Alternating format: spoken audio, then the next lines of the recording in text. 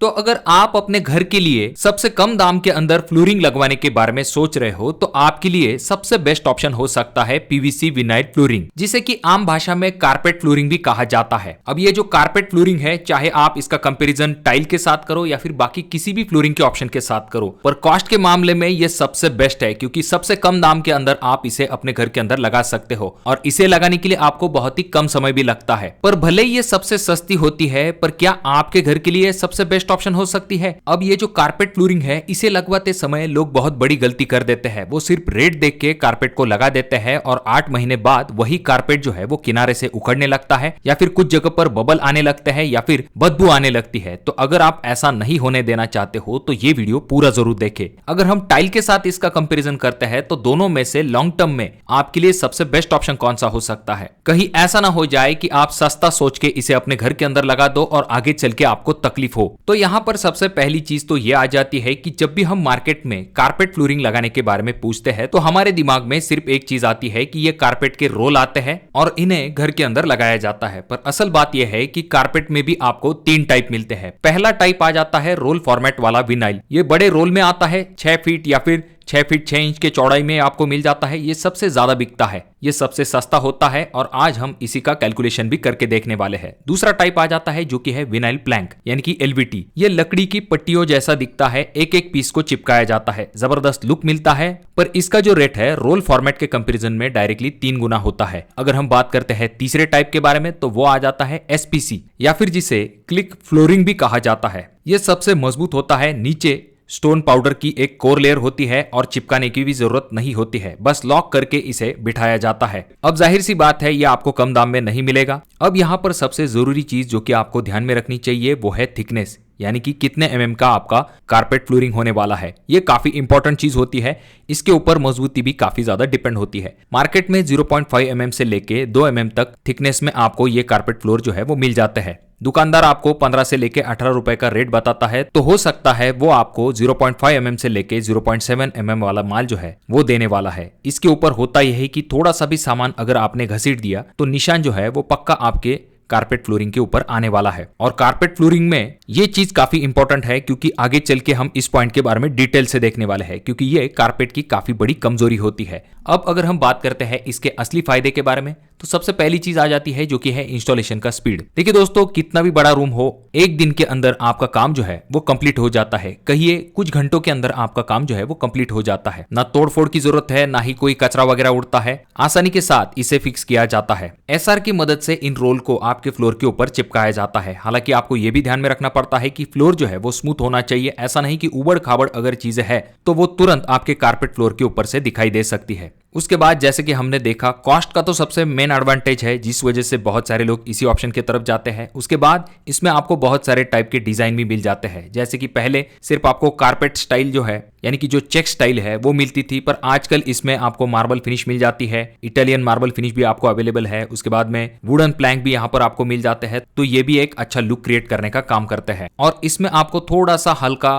Comfortable और safety भी मिलती है, यानी कि सरफेस जो है वो थोड़ा सा कुशनी होता है, जिस वजह से चलते समय भी आपको थोड़ा सा अच्छा लगता है। और साउंड इंसुलेशन का भी ये काम करता है। जो ठंडे इलाके हैं वहां पर ये सबसे फायदेमंद साबित होता है, क्योंकि टाइल की या फिर जो मार्बल फ्लोरिंग है उसकी ठंडक आपके पैरों को नहीं लगती है। और सरफेस जो है वो वाटरप्रूफ होता है, इसी वजह से गीले कपड़े की मदद से भी आप आराम के साथ पोंछ सकते हो, तो क्लीनिंग की ज्यादा दिक्कत नहीं होगी।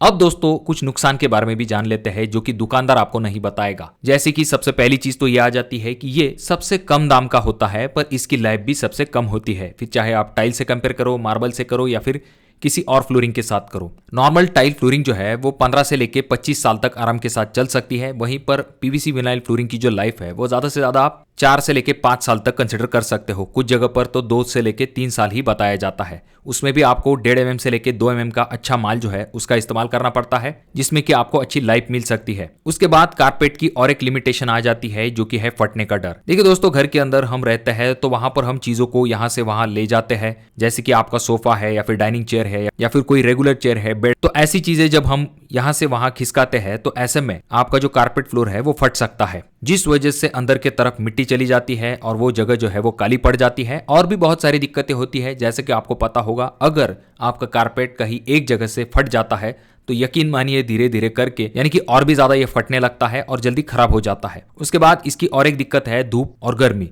जहां पर डायरेक्ट धूप गिरती है वहां पर इसका कलर जो है वो डायरेक्टली फेड हो जाता है, और जहां पर हीट है जैसे कि किचन या फिर गैस प्लेटफॉर्म के पास में, वहां पर तो आपको इसे नहीं लगाना चाहिए। वहां पर ये सिकुड़ता है और उसके किनारे जो है वो उठने लगते हैं। और सबसे बड़ी दिक्कत तो यह है कि अगर नीचे की तरफ नमी है और ऊपर के तरफ अगर आप इसे लगा देते हो तो नमी बाहर नहीं निकल पाती है, नीचे की तरफ फंगस, बदबू, ऐसी दिक्कतें दिखाई देती है। तो ये चीजें भी आपको ध्यान में रखनी पड़ती है। अब दोस्तों अगर हम बात करते हैं सबसे इंपॉर्टेंट पॉइंट के बारे में जो कि है कॉस्ट। देखिए दोस्तों, अगर हम मान लेते हैं आपको 10 फीट बाय 10 फीट के रूम के अंदर अगर कारपेट फ्लोरिंग लगानी है तो आपको कितना खर्च आ सकता है। जो कारपेट रोल का कॉस्ट होता है उसमें आपको डिसेंट क्वालिटी का जो कारपेट है वो 20 रुपए पर स्क्वायर फीट के हिसाब से मिल सकता है। तो हमारा रूम जो है 10 फीट बाय 10 फीट का, तो उसका एरिया बन जाता है 100 स्क्वायर फीट। तो 100 मल्टीप्लाई 20 रुपए कारपेट का रेट इज इक्वल टू आ जाता है 2000 रुपए। उसके बाद लेबर इसे लगाने के लिए 5 से लेके 7 रुपए पर स्क्वायर फीट के हिसाब से कॉस्ट लेते हैं। हम यहाँ पर 6 रुपए के हिसाब से कंसीडर करेंगे। तो 100 स्क्वायर फीट हमारे रूम का एरिया मल्टीप्लाई 6 रुपए का रेट इज इक्वल टू बन जाता है 600 रुपए। उसके बाद हमें एसआर एडहेसिव की जरूरत पड़ेगी। तो 10 बाय 10 के कमरे के लिए आपको लगभग 450 रुपए तक का एसआर लग जाएगा। ट्रांसपोर्टेशन मान लीजिए 250 रुपए हम कंसीडर करेंगे। कुल मिला के 2000 रुपए हमारा कारपेट का कॉस्ट,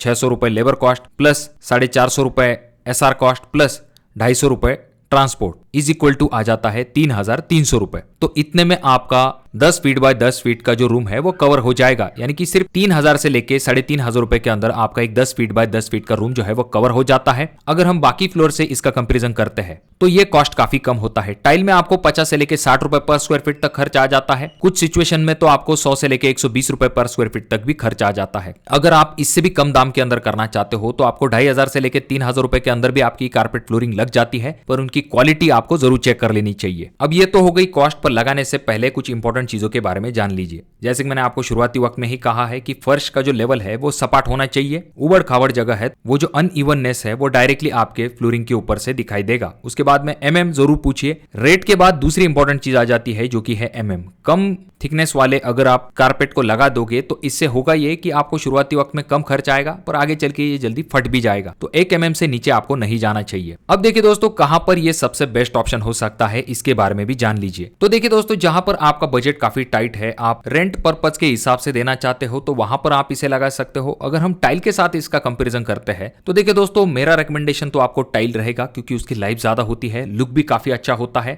जितना प्रीमियमनेस आपको टाइल में मिलेगा उतना प्रीमियमनेस आपको कारपेट फ्लोरिंग में नहीं मिलेगा। पर कुछ ऐसी भी जगह होती है जहां पर आपको टेम्परेरी ऑप्शन चाहिए होता है, 2-4 साल आपकी निकल जाए बस आपके लिए इतना ही सफिशिएंट होता है, तो वहां पर कारपेट फ्लोरिंग एक अच्छा ऑप्शन हो सकती है। तो दोस्तों, आप इसे कहां पर लगवाना सबसे ज्यादा पसंद करोगे कमेंट करके जरूर बताइए। और बहुत सारे लोग आजकल जो पुरानी टाइप की फ्लोरिंग है उसके ऊपर भी इसे लगाते हैं, तो वहां पर अगर आप चाहो तो अच्छे डिजाइन की तरफ जाते हो तो ये दिखने में भी अच्छा दिखाई देगा। तो आपके हिसाब से क्या ये ऑप्शन सबसे बेस्ट है या फिर नहीं, कमेंट जरूर कीजिए। वीडियो अगर आपको अच्छा लगा हो तो जरूर इसे लाइक कर दीजिए। बहुत ज्यादा ही अच्छा लगा हो तो अपने दोस्तों के साथ जरूर शेयर कीजिए। और ये जो दोनों वीडियो है इनमें से कोई एक वीडियो आपके जरूर काम में आ सकती है।